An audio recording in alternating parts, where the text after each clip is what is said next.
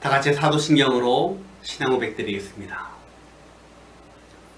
전능하사 천지를 만드신 하나님 아버지를 내가 믿사오며 그 외아들 우리 주 예수 그리스도를 믿사오니 이는 성령으로 잉태하사 동정녀 마리아에게 나시고 본디오 빌라도에게 고난을 받으사 십자가에 못 박혀 죽으시고 장사한 지 사흘 만에 죽은 자 가운데서 다시 살아나시며 하늘에 오르사 전능하신 하나님 우편에 앉아 계시다가 저리로서 산자와 죽은 자를 심판하러 오시리라. 성령을 믿사오며 거룩한 공회와 성도가 서로 교통하는 것과 죄를 사하여 주시는 것과 몸이 다시 사는 것과 영원히 사는 것을 믿사옵나이다. 아멘. 찬송가 488장입니다.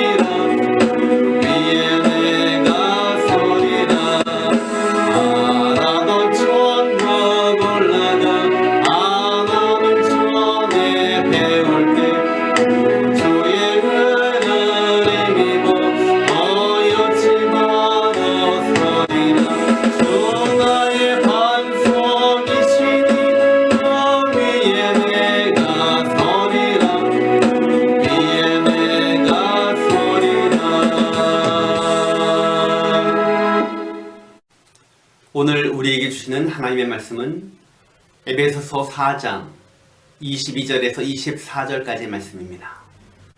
제가 봉독해 올리겠습니다. 너희는 유혹의 욕심을 따라 썩어져가는 구습을 따르는 옛사람을 벗어버리고 오직 너희의 심령이 새롭게 되어 하나님을 따라 의와 진리의 거룩함으로 지으심을 받은 새 사람을 입으라. 아멘. 할렐루야. 오늘도 저 앞에 나와 예배하는 여러분에게 하나님의 사랑과 은혜가 넘쳐나시기를 주님의 이름으로 축원을 드립니다. 사도 바울은 오늘 말씀에서 옛사람을 완전히 벗어버리고 새 사람을 입으라고 말하고 있습니다. 우리가 벗어야 할 옛사람의 모습은 무엇이었습니까?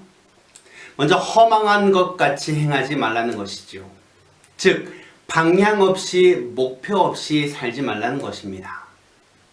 그 다음에 두 번째로 옛사람의 모습은요, 마음이 굳어진 삶입니다. 즉 마음이 삐뚤어지고 마비된 상태를 말하죠. 그 다음에 하나님과 분리된 삶입니다. 이것은 영원히 죽음입니다. 그 다음에 감각 없는 삶입니다. 하나님을 향한 감각, 의를 향한 감각이 없이 사는 것을 말하고 있습니다. 마지막 다섯 번째는요, 자신을 방탕에 내버려 두며 자기 멋대로 사는 삶이 바로 옛사람의 모습이었습니다. 이처럼 우리의 삶에 옛사람의 모습이 남아있다면 하나님이 기뻐하지 않으실 것입니다. 그래서 사도 바울은요, 오늘 본문에서 아주 강하게 옛사람을 벗어버리고 새 사람을 입으라 라고 말씀하고 있습니다. 오늘 본문 다시 보겠습니다. 에베소 4장 22절에서 24절까지의 말씀입니다. 너희는 유혹의 욕심을 따라 썩어져가는 구습을 따르는 옛사람을 벗어버리고 오직 너희의 심령이 새롭게 되어 하나님을 따라 의와 진리의 거룩함으로 지으심을 받은 새 사람을 입으라. 썩어져가는 구습, 무엇을 말합니까? 마땅히 버려야 할 우리의 옛 모습을 말하는 것입니다. 버려야 되는데 버리지 못하는 우리의 옛 모습. 그래서 잠언 26장 11절에는요 다음같이 말하고 있습니다. 개가 토한 것을 도로 먹는 것 같이 미련한 자는 그 미련한 것을 거듭 행하느니라. 아직도 옛 습관을 버리지 못하는 사람은요 개가 토한 것을 먹는 것처럼 미련한 행동을 하고 있는 것이다 라고 말하는 것이죠. 에베소 4장 30절에 보니까요 하나님의 성령을 근심하게 하지 말라 이렇게 말씀하고 있습니다. 여러분, 성령님께서 언제 근심하시나요? 우리가 새 사람으로서의 삶을 살지 못할 때에 성령님께서 근심하시는 거예요. 어떤 사람이 효자입니까? 공부 잘하는 사람이요? 사업에 성공하고 용도 많이 드리는 사람 자녀요? 아닙니다.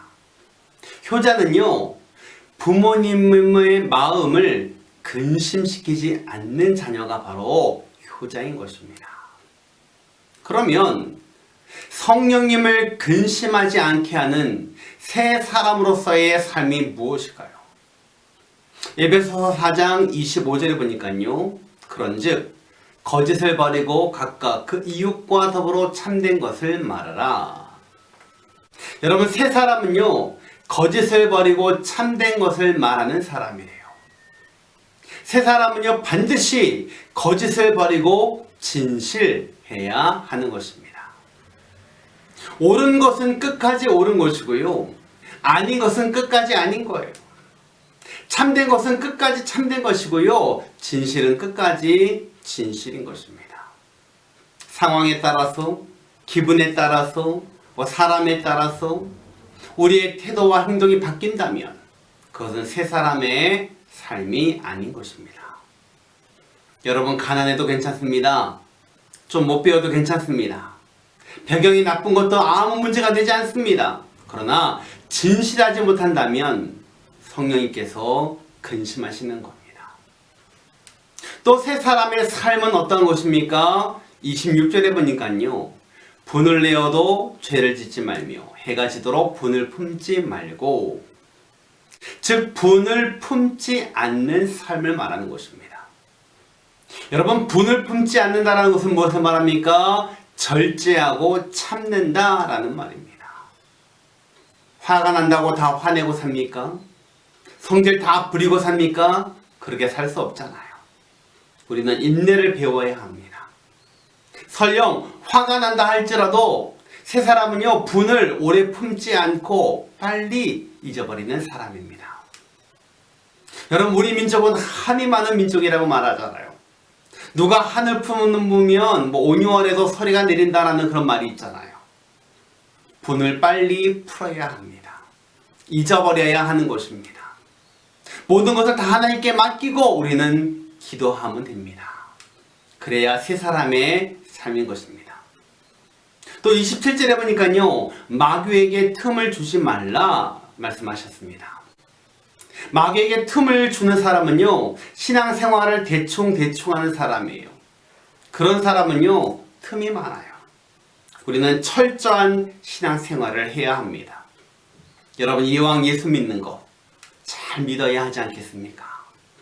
우리가 철저하게 신앙생활을 하면 마귀가 넘보지 못할 것이고 성령께서 근심하지 않을 것입니다.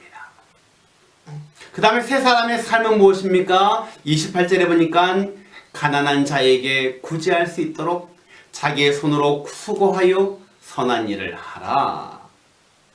가난한 자에게 구제하는 삶이 새 사람의 삶입니다. 또 29절에는요 무릇 더러운 말은 너희 입 밖에도 내지 말고 오직 덕을 세우는 데 소용되는 대로 선한 말을 하여 듣는 자들에게 은혜를 끼치게 하라. 사람들에게 은혜 끼치는 삶을 말하는 것입니다. 그리고 31절에는요. 끊임없이 자신을 버리는 삶이고 32절에는요. 서로 용서하는 삶인 것입니다. 말씀을 드립니다.